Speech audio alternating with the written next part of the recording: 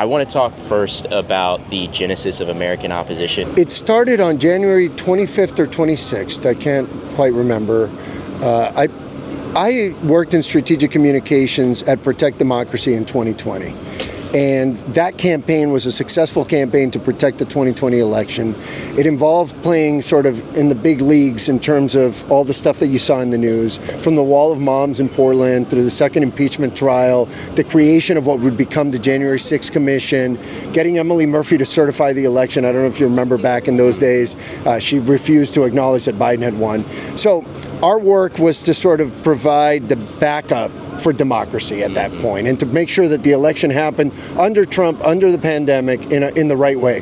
And we succeeded at that. And I work in communications, so this time around during the transition, I was expecting the Democrats to mount an opposition campaign to brand it, kind of like the Contract with America, but for the opposition, right? The idea of what are we going to do about Trump while he's in power, and then what vision do we have as a party for after?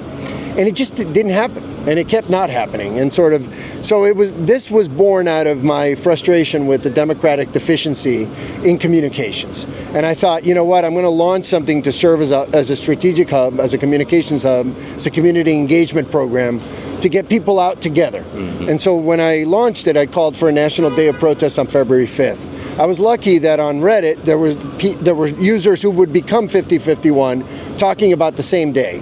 The differences were subtle. They were calling for state capitals. I added city halls and town halls because I live in Colorado and I know how hard it is to get to your state capital sometimes. I think they had said it like a 2 p.m. time and I said noon or something like that. So the differences were minor. Eventually those got reconciled and the projects kind of became one National Day of Protest, which you saw on February 5th. And then on immediately after that day, I called for one on President's Day, and I hashtagged it Not My President's Day, because I just thought it was clever and low-hanging. And 5051 by this point had been named, and they wanted to join that, but they didn't like that hashtag because they didn't want to make it about relitigating the election.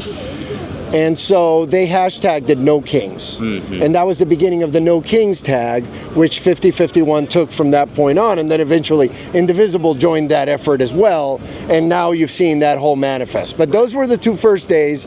On February, I think, 1st, I called for the boycott of Tesla because personally, on January 24th or something, I had said that if you buy a Tesla, you're funding a Nazi. Eventually, Elon Musk tweeted that I'm evil. And Alex Winter and his group launched the Tesla takedown, and that obviously went and took off. So we were there at the beginning. We had an idea, at least, to get people activated out the door. And then the second phase, which is what we're launching now, is about turning the national protest into direct action. And the idea of getting in people's faces, we're going to start with Congress on Tuesday. But after that, we're going to be all campaign season. We're going to be everywhere. And where it's legal, we will protest them at their home so that their kids have to ask them, hey, Dad, why are 1,000 people calling you Nazi outside? We're going to be at their offices, and we're going to target the districts where we think Republicans are most vulnerable. But we're also going to target Democrats in the primaries, because the reality is that, like Hakeem Jeffries, Chuck Schumer, Ken Martin, these are not the leaders we need for the opposition movement, and it's our job to make the Democratic Party more competitive. I always found it funny that under Biden, they claimed that their midterm elections were good because they didn't lose that many seats. They lost the House, but barely, that kind of thing. And I said that was with a 30% approval rating for the president. Imagine what they would have. They see it as a ceiling. I see it as a floor. Imagine if Biden had had Clinton's popularity numbers, what the result would have been like then. And this time around, we don't just need Democrats to take the House and Senate. We need a massive, an overwhelming result in the midterms to shut the Republicans down forever.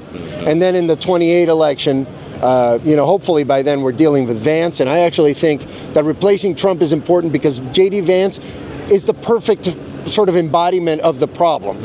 And if we can rally against him, I think we're going to have a massive result in 28. So the goal right now is to get rid of Trump, but that puts Vance in there, which gives us, A, somebody we can neutralize relatively easily, but B, somebody that sort of embodies the tech oligarchs and all of the people behind him.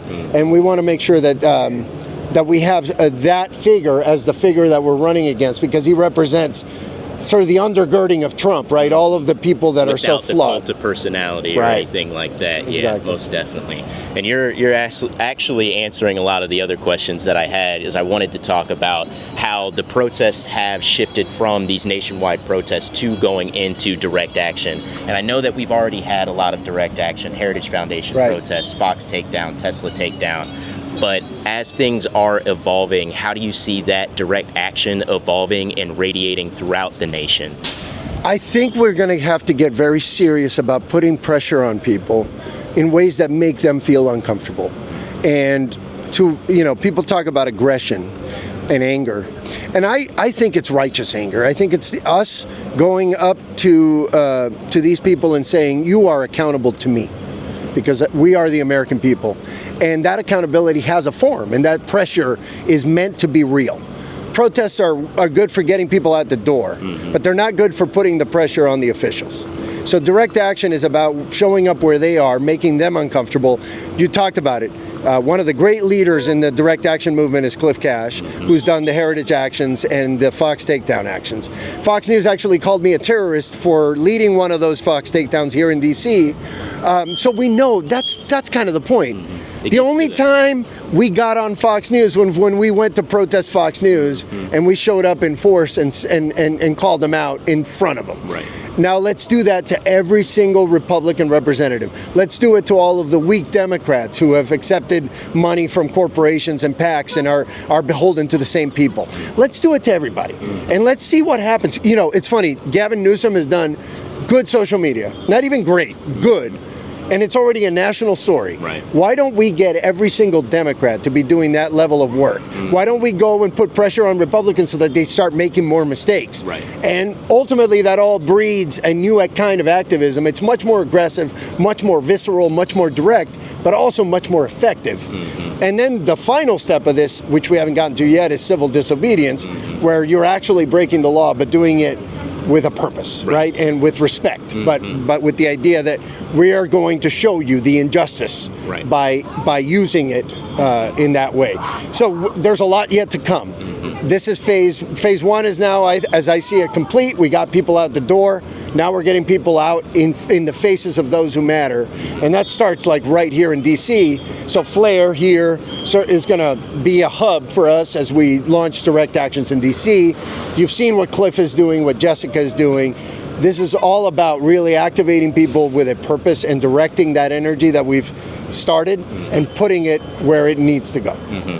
So the efforts of figures like you, like Cliff, like Jessica, how do we get people throughout the country to kind of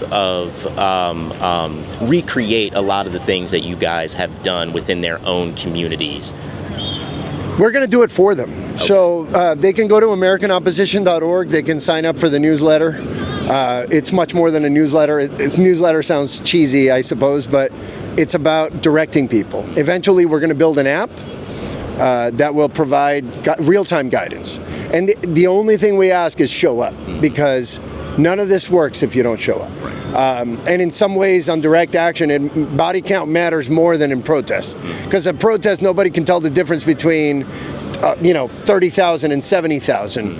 But in a direct action, the difference between 100 people and 1,000 people is massive. So participation is a huge component of this. But basically, go on our website at a minimum, and we will tell you where to go, where to be, and what to do. And obviously, people can build on that. We don't own this movement. They can do 50 other things. But we will have a very clear, specific program for how we want to direct these efforts based on, by the way, a very good understanding of whom we're targeting, whom we want to replace, whom we think is replaceable, because we got to prioritize the movement's resources and make sure we're aiming them in the right direction. So that's our job, and that's the hard job, and it's fine. That's what we signed up for, is figuring out who are we going to go after, what's going to be most effective against them. Some of the opposition research work that we do, which is we intake a lot of information and we use that for planning, and we don't talk about it, so a lot of people don't see that work. But you hear about it in the news, you know. You move from calling Epstein a pedophile to child rape, right? Because 30% of the country knows what pedophile means, whereas everybody knows what child rape means. And those subtle changes are based on research, and we know where, I mean, I'm a communications guy. This is what I do. So my goal is to use that research to target those actions for maximum impact. And then we are credible because of the protest movement. 50-51, Indivisible, all of these groups are credible now. So that credibility, we can spend that capital and get people out and get them pointed in the right direction for maximum effect. And by the way, it's having an impact because Donald Trump is currently fighting the Epstein situation. He's fighting his own health battles. And all of those things are precipitated by this pressure. So anybody who thinks this isn't working, just look at Donald Trump. He's fallen apart. And we are partly the cause of that. I mean, we, the American people. And so it's an exciting time to show that it's working and to show people where we're going from here. Right. And that leads into my next question. I wanted to ask about your place within the movement in American opposition and what it has taken for you and out of you, and then also what do you need going forward for your organization and within the movement as a whole? Well, I mean, the personal experience of this has been the most difficult experience possible. You know, when Elon tweeted that I was evil, that started about a significant number of death threats. And I won't get into specifics, but there's a lot of that. I'm also a volunteer, so I don't make any money from this. I get a security stipend sometimes when we can afford it to make sure that I can protect myself. But other than that, like, I don't make money from this. So my personal financial situation is a disaster. But to be honest, like, those sacrifices and then the stress of just carrying the burden of this daily, right? It's like, if people think that it's bad to be on social media and to read about Trump, imagine being me and having to consume literally all of the information about Trump all of the time, right? But I don't mind it because I did it in 2020. I didn't have a learning curve. I knew that I needed to do the most I could do. And because of what I did in 2020, I was equipped. And because of what I've done in politics and because of my profession, right? So I'll take that. I'll take this. That sacrifice doesn't feel big to me because it's what I hope I would have done, and I'm just doing what I hope I would have done had it been like World War II or something like that. But in terms of what we need, the organization has struggled to fundraise, partly because we're stuck between two worlds. We criticize Democrats almost as much, if not more, than we criticize Republicans. Right. Because we really need them to be better. We exist because they suck, right? So we need them to be better. So we need to raise money. So the main thing I would say is please send us money.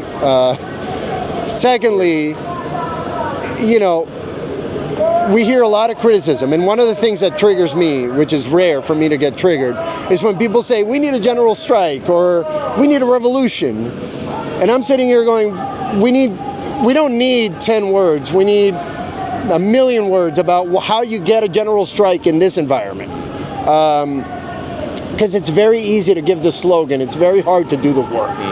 And so just don't annoy us with recommendations unless you're coming with a proposed solution. And by the way, the best way to criticize us is to do what you think we should be doing. Because we're volunteers and everybody can jump in and do what we're doing. And as I said, I'm a leader in the sense that I lead an organization that now has some stuff under its belt. But everybody should be trying to become what I'm becoming because we all can. And if we all do, that's not only the end of Donald Trump, it's the beginning of America 2.0. Right. And so my call to action for other people is don't celebrate me, is become me. But in the meantime, for American opposition, which is serving sort of this important role as a hub, please fund us. Really, we need the money, and this can't be.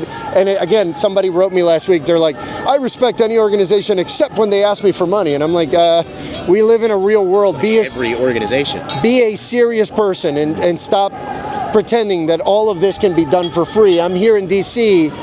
These things come with a cost. You're here in D.C. We all bear these costs, and we're doing it as volunteers. And by the way, it's not like at the end of this, I want some grand package of benefits. Right. I just want to be forgotten and move on with my life, but I'm going to need a job. I'm going to need, you know what I'm saying? So we're real people just trying to do a real thing. And honestly, I just hope that people get out there and try to become us, try to lead, show some bravery, and remember that if you don't do this, your kids are going to suffer the consequences. Yep. Well, that's what we're going to try to implore people to do. Thank you so much, Carlos. I really appreciate it.